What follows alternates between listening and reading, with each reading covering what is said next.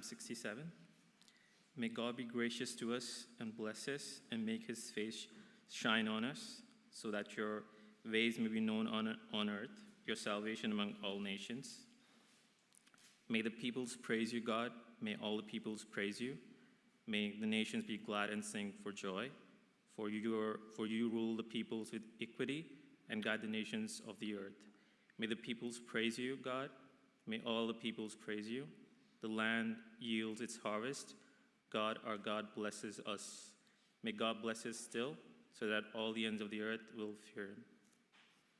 Well, if you've been watching the World Cup lately, you might have seen the little kind of side story that yet again the Japanese fans have been cleaning the stadium after them. That's pretty good. Apparently they started the tradition in 1998 at their first World Cup. And the Japanese fans take with them these big blue plastic bags. And because the teams play in blue, they wave the bags around to cheer their team on. But at the end of the match, they go around and pick up all the litter and put them into these blue bags. It's a great thing to happen. And it's what they want to do to show the world, at a big world event, just what kind of people the Japanese people are. They want to say it's ingrained in our culture that we respect public places. It's ingrained in us that we tidy up after ourselves. It's part of who we are to be clean and tidy. And of course, the rest of the world watches and we think, wow, Japan must be a really good place. Especially if you're British and you think about the reputation of British people abroad, you kind of think, gosh, yes, the British foreigners abroad doesn't have quite so good a reputation as the Japanese people tidying up after themselves. They're probably tidying up all the beer cans that the British people left behind. Japanese people go to the World Cup not just thinking, I know, I will watch the match. I'll enjoy the match. But they say, no, I'm at the World Cup. Yes, so I can watch the match, but I'm also representing Japan. I'm also an ambassador for the people who are clean and tidy and respectful. They want the world to see what kind of country they're from. They're ambassadors in front of the world. And the Bible says, and this particular passage says, that Christians, or God's people, are like that too. I don't mean ambassadors for their country, but ambassadors for their God. People who are seen by the world and who leave people thinking, wow, their God must be good. We're in this sermon series called Speak Truth Love, where we're unpacking a little phrase from our previous sermon series about what it means to be people who speak the truth in love. And today, we'll particularly think about how we're speaking the truth in love when we leave people thinking, wow, what a good God God is. To do that, we are good ambassadors. So have a look at verse 1.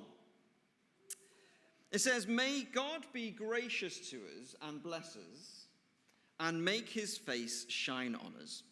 Now, there's a little bit of context to that verse. If the people of Israel who sing this song weren't the first people to use that line. In fact, if you knew who used that line first, you might think it's a little bit cheeky of the people of Israel, the ordinary, regular people, to start saying that line about themselves. I don't know if you've ever seen the program, The Great British Bake Off. Don't worry if you haven't. It's not that good.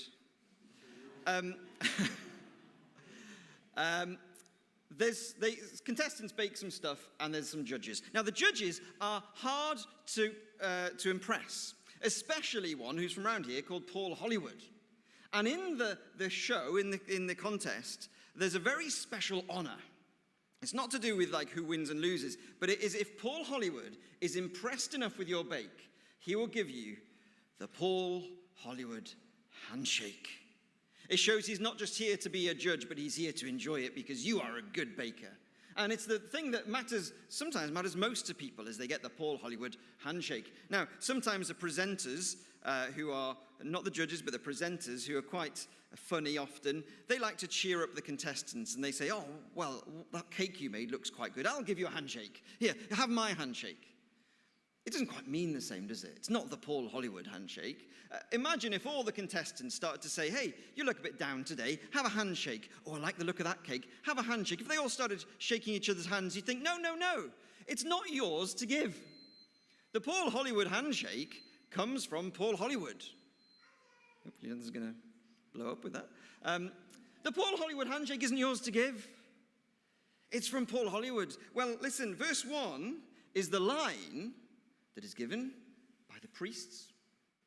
The priest would say to the people, may the Lord bless you and cause his face to shine on you.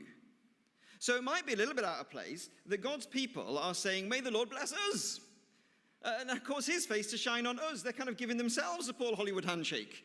Thank you very much. I'd like to bless myself with that.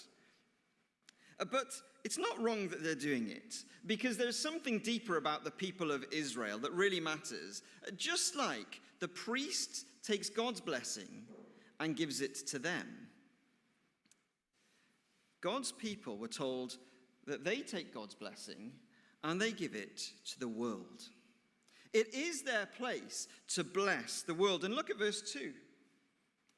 Make his face shine on us so that your ways may be known. So that your ways may be known on earth, your salvation among all nations. They're saying, we are priests. We are priests. We want God's blessing on us so that we can go and bring that blessing to the world. It's a really good expression of who they are. That God has blessed them so that they can bless the world. It's this really great song, this psalm, of being an outward-focused recipient of blessing. Being outward-focused in your relationship with God. I don't know if you ever think about that in your own Christian life. Whether you ever think, gosh, I'm a Christian, now that means I am somebody who can pass that blessing on to the world. Very often we can think quite individualistically about our own faith, about our standing before God. I am before God, he offers me a relationship with him. Well, brilliant, good, I want to be in relationship with him. And we can often just think, well, it's me and God. But these people here, they're singing a song saying, well, no, God, please bless me because I see it as my job to go and represent you to the world. I gave an illustration about 2 Christmases ago, so I think it's probably a time I can use it again. You know the type of Christmas story on Christmas Eve? We want to think about Christmas in a heat wave, don't we? So cool us all down a bit. You know on Christmas Eve when the children are in bed and they... it's not a particular one story, but it's all stories really. There's a little scuffle in the chimney. Or maybe there's a bump on the roof. The children wake up and they go and find it's Santa, but something is broken. Maybe his reindeers are lost, or maybe Santa's unwell, or maybe the sleigh is out of magic. And it's the children's job on Christmas Eve to help. Isn't that the story we're familiar with, the Christmas magic, where the children get to be part of what Santa is doing? Well, there's something really wonderful about what the children are doing there. Yes, it's magic. Yes, it's an adventure that they get to be part of what Santa is doing, but it's not actually for them, is it? It's because they believe that what he's doing is taking presents around the world. I'd love to be part of that. I love the excitement of that. Well, actually, it's far more real, this passage. This passage is real, and it's far more exciting. The people are saying, I love what God is doing. He's taking blessing to the whole world, and I love to be part of that. Lord, bless us so that I can be part of your mission to the world. Wouldn't it be great if we were to think of ourselves like that? To think, now that I'm a Christian, I'm part of this big movement in the world that God is doing. God had this plan to bring blessing to the world, and I get to be part of that. I love thinking of myself like that. Not just I'm a Christian because I believe something, or I have these beliefs and it comforts me. But actually, I'm caught up in what God is doing in the world. I get to ride the wave of what he's doing and saying, Lord, you're blessing the world. Bless me so I can go and, hop on the sleigh and distribute the presents. Bless me so that I can go and share that with other people and be part of this movement in your world. I'd love for us to see ourselves like that too, to ride that wave, because we get to be good ambassadors. But we are good ambassadors with good news. One of our daughters has now started to come home from school and say, guess what? And she's got this little excited face on her. Or and think, oh, what is it going to be? Is it going to be that she won first prize, or a footballer came into school? What's it going to be? It's going to be this exciting thing. She says, guess what, Daddy? She can't wait to tell me. My friend got glasses. When a 5-year-old has something important, you know it might not be important to you. Of course, we kind of make a big deal and say, oh, that's amazing. But what's important to her isn't important to us.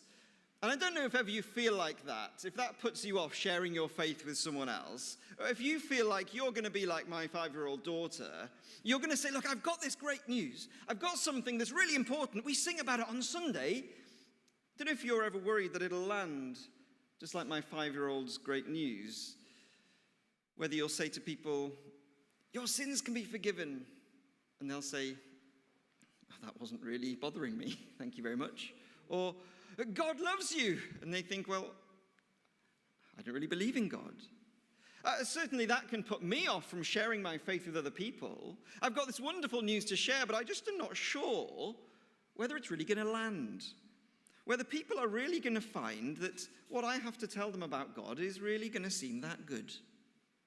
Well, look at verses 3 to 5. I want this psalm to give you confidence that this good news that we share really is what people need, and it really will delight the world. Verses 3 and 5 are the same. They kind of sandwich verse 4. They say, may the peoples praise you, God. May all the peoples praise you. The psalmist and the people, the congregation singing this, think they've got some wonderful news that the peoples of the world are going to love. You're going to love this. Guess what? You're going to absolutely love this.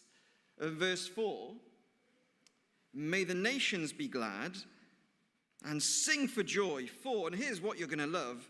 For you rule the peoples with equity and guide the nations of earth.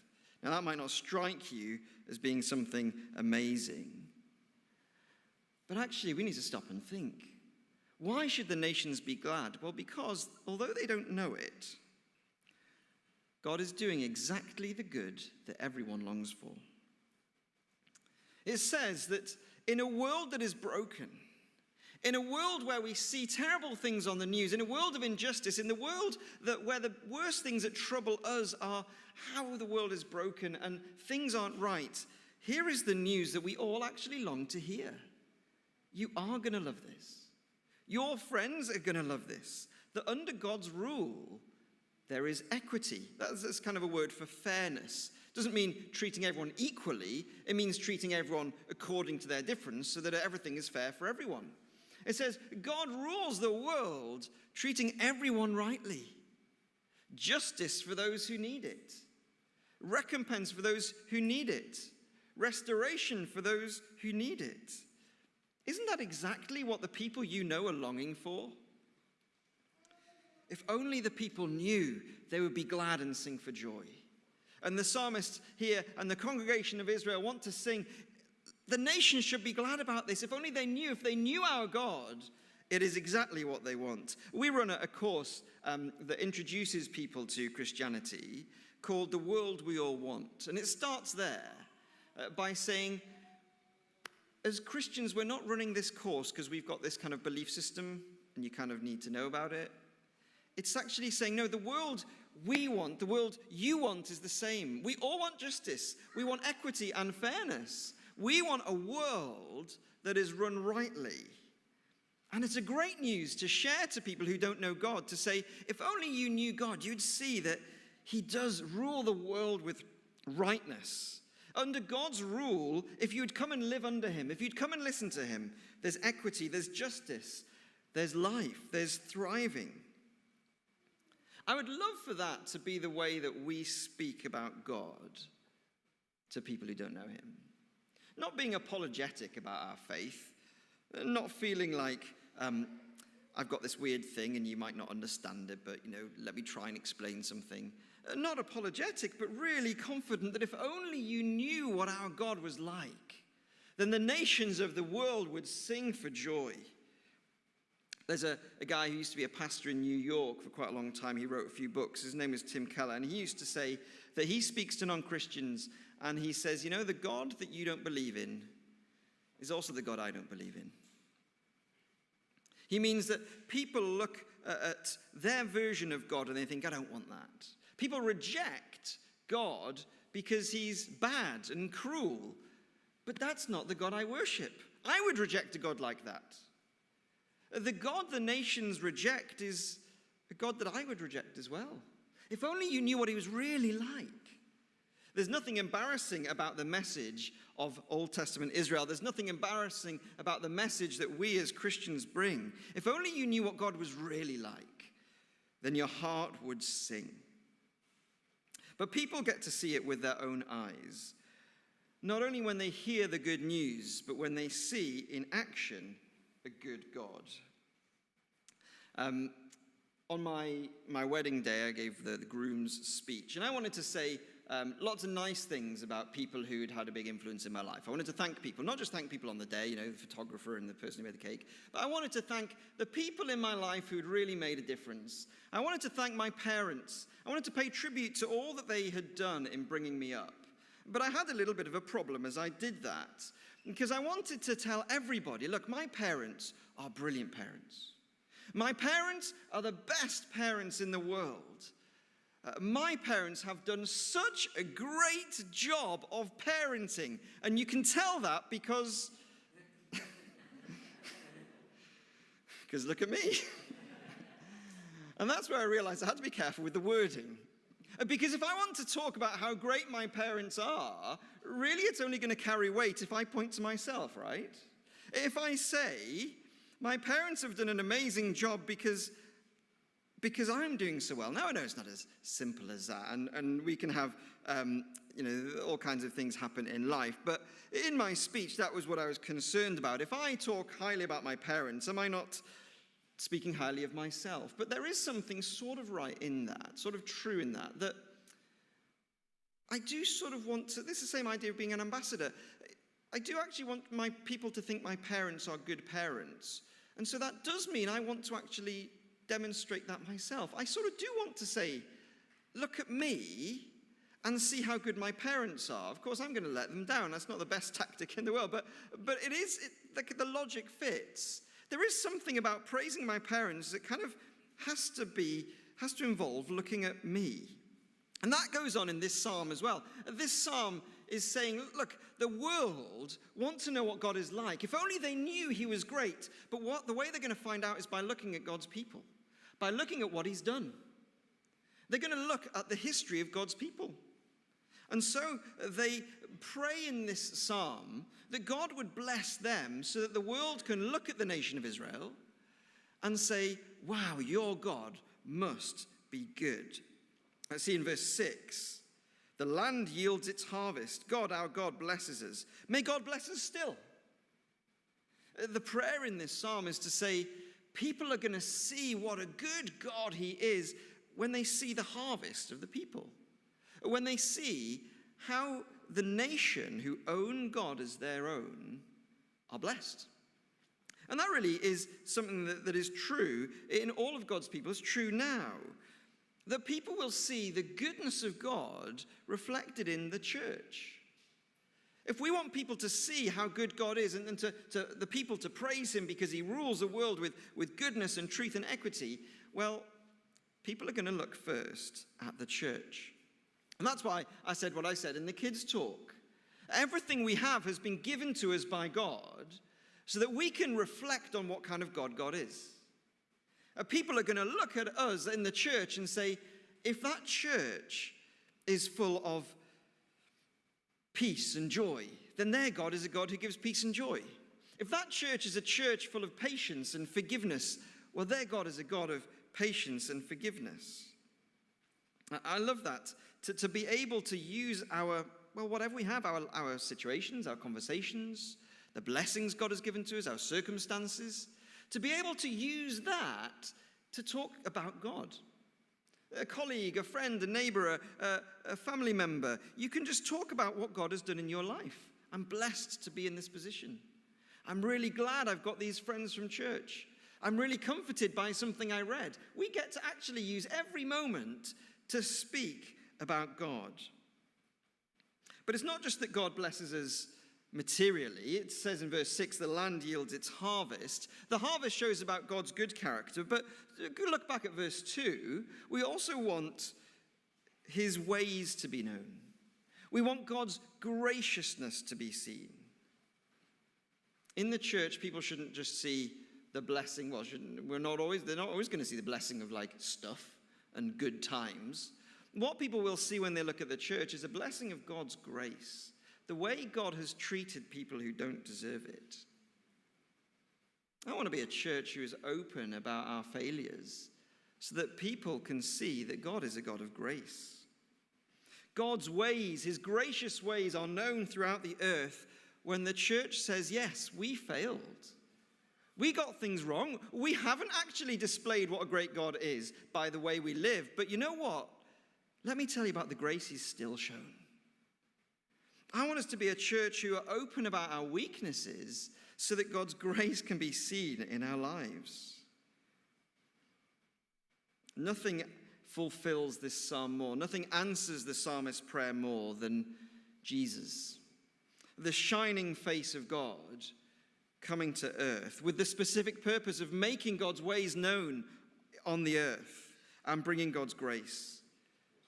In the person of Jesus, we see the perfect life that brings blessing and joy, and yet it was ended abruptly in a death of disgrace because he took that death of disgrace for us so that God wouldn't pour disgrace on us, but that he would answer this psalmist's prayer. That God would not pour wrath on us, but pour blessing on us. Jesus took the punishment that we deserve so that God's blessing would be on us. That the world can see what a mess we are, and yet how gracious and good God has been to us. And say, wow, far more than the land yielding its harvest, far more than all the good things you have, I can see that God is more gracious than I ever could have conceived.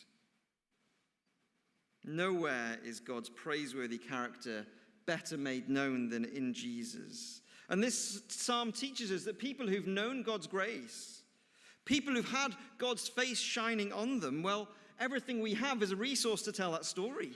May everything I have speak of God's grace. That's the job of the church. That's why we're here. I want this to be our heartbeat, to say, Lord, be gracious to us in our weakness, in our failures, in all the ways that we've messed up. Be gracious to us so that I can tell other people, not that I am representing him well, but tell other people of the grace I've found, so that other people will think, wow, Jesus is amazing. It's why we say every Sunday that we gather together to meet Jesus Christ, to love his church and connect with Liverpool. We want to meet Jesus Christ because we want to know his grace and his blessing. To love his church so that we can share that with each other. But we might as well pack up and go home if we don't do the last bit. If we don't put that on display for the world. If we don't connect with Liverpool and say, Lord, may your grace to us turn into our voice to the world. We want to connect with Liverpool, that Liverpool can say, gosh, their God is great. Their God is gracious. Their God is patient. Their God is kind. It's how we want to think of our building.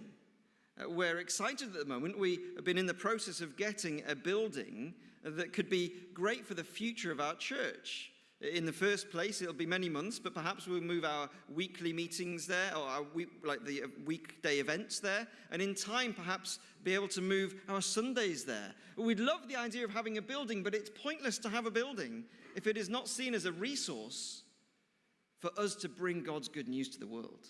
That's what the building's for, not for us. We're not saying, bless us, God, with a building because we want it. We're saying, give us something so that we can turn that into a voice to our city that teaches them about Jesus. So let that be our outlook. Let that be how you think of church, your resources, your life, our building. To think the land yields its harvest, but everything is for this one purpose. So that God can work in your life so that Jesus can be known. Every conversation, every blessing, each joy that you have, each moment, each comfort, God has sent you into the world as his ambassador to bless the world in that moment as you make Jesus known. May God bless us still, so that all the ends of the earth will fear him.